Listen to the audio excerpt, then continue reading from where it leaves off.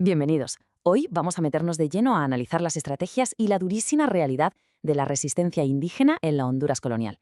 Y la verdad es que entender cómo estas poblaciones locales se enfrentaron a una fuerza invasora nos da una perspectiva brutal sobre la resiliencia humana. Porque, a ver, no estamos hablando de una simple lista de fechas en un libro de texto, para nada. Hablamos del comportamiento real de sociedades enteras, que fueron llevadas al límite absoluto. Vale, el plan de ruta para hoy es muy sencillo. Primero, repasaremos el contexto geográfico y los nombres de la región. Segundo, cómo pasaron de ser rivales a aliados. Tercero, cómo era realmente el combate. Y por último, desglosaremos sus movimientos en dos grandes bloques, la resistencia pasiva y las rebeliones armadas. Vamos a ello. Todo nuestro análisis parte de este documento histórico. Es una pieza clave porque nos da un desglose sociológico, directo y sin filtros, de por qué, y sobre todo de cómo, estos grupos decidieron organizarse para sobrevivir en medio del caos de la conquista. Es como una ventana analítica directa al pasado. Empezamos con el primer punto, los primeros nombres de Honduras y su importantísimo contexto geográfico. Para entender bien un conflicto histórico de esta escala hay que ubicarse en el mapa, ¿verdad? Los registros nos dicen que el territorio tuvo tres nombres. Primero, Ibueras, que cubría una enorme región noroccidental, desde el Cabo de Honduras hasta el mismísimo Golfo. Luego estaba Guaymuras, que curiosamente no era una región entera, sino un poblado indígena concreto en lo que hoy es la costa de Trujillo. Y finalmente la denominación general de Honduras.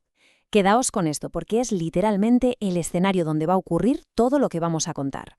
Pasamos a la sección 2, de rivales a aliados. Un cambio social sin precedentes.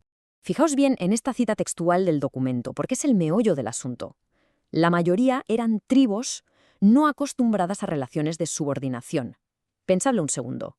Estamos hablando de sociedades superautónomas, con su propio sistema.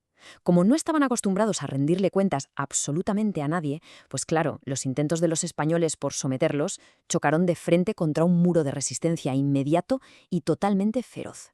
A ver, antes de que llegaran los europeos, el panorama local era bastante complejo. Había fraternidad, sí, pero también un montón de rivalidades y rencores entre las tribus. Pero claro, llega la conquista, y esto actúa como un catalizador brutal. De repente, esas diferencias se dejan a un lado casi de la noche a la mañana. Se dieron cuenta rápidamente de que el verdadero problema no era el vecino, sino una fuerza externa que venía específicamente a quitarles todo. Y así forjaron alianzas que meses atrás habrían sido impensables. Entramos en el punto 3. La realidad del combate en lo que fue una guerra profundamente asimétrica.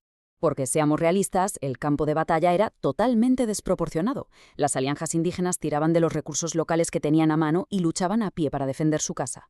En el otro extremo, los españoles traían unas ventajas tecnológicas insalvables, armas de acero, armaduras, tácticas militares europeas muy ensayadas y, el factor clave, los caballos. El uso del caballo rompía cualquier defensa. Por mucha motivación que tuvieran las alianzas, el choque táctico era abismal.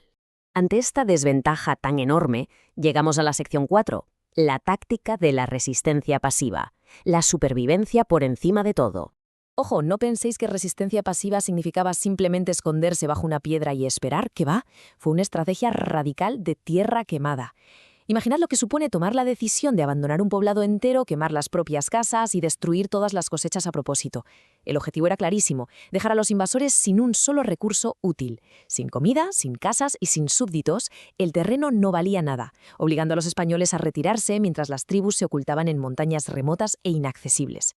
Y atención a este número, el 5, una cifra que demuestra que esta táctica realmente funcionó. Porque esa huida hacia lo más recóndito de las montañas fue exactamente lo que les salvó la vida. Gracias a esa decisión tan extrema, al menos 5 grupos indígenas escaparon de la extinción total durante la conquista.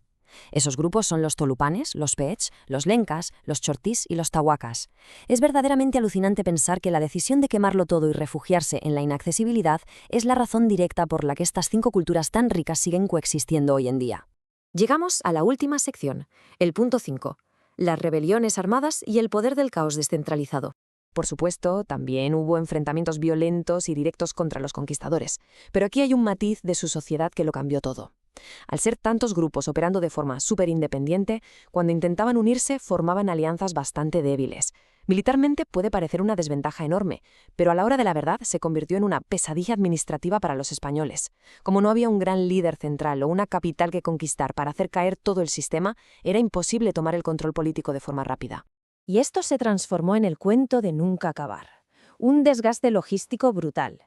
El ejército español tenía que concentrar un montón de esfuerzo en someter a un solo grupo. Y justo cuando pensaban que ya tenían la zona controlada y avanzaban a la siguiente, ¡zas! El grupo que acababa de ser teóricamente pacificado se volvía a levantar en armas a sus espaldas. Era una resistencia en red que convertía la idea de una conquista total en un espejismo inalcanzable. Así que, después de ver este sacrificio monumental de la resistencia pasiva y este desgaste armado incesante, nos queda una pregunta gigante en el aire. ¿Qué habría pasado si todos estos grupos, tan ferozmente independientes por naturaleza, se hubieran organizado en un único imperio cohesionado antes de que llegaran los europeos? Pensadlo bien. Si estando divididos y desorganizados fue dificilísimo conquistarlos, este escenario alternativo abre un debate fascinante. Demuestra cómo la propia estructura social de un pueblo puede reescribir por completo la historia militar. Ha sido un auténtico placer compartir este análisis hoy. Nos vemos en el próximo.